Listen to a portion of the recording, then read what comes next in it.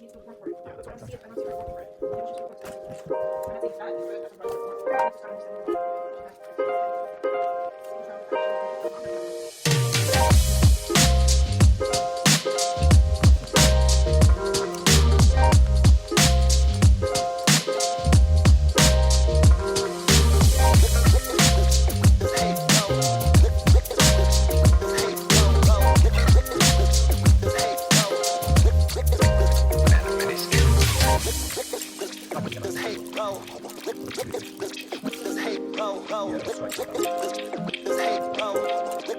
understanding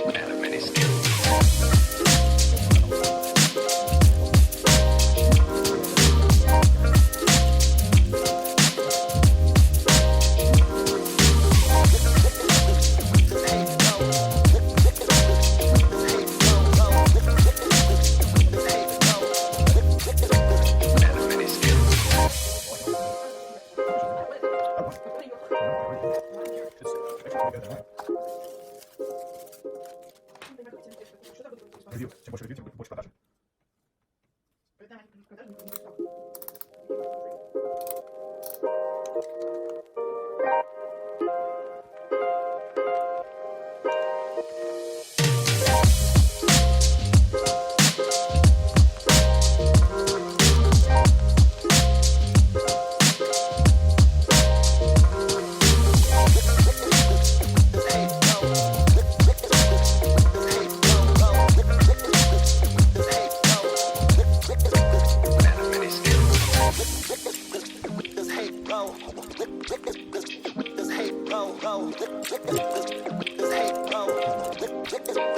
Anime skill.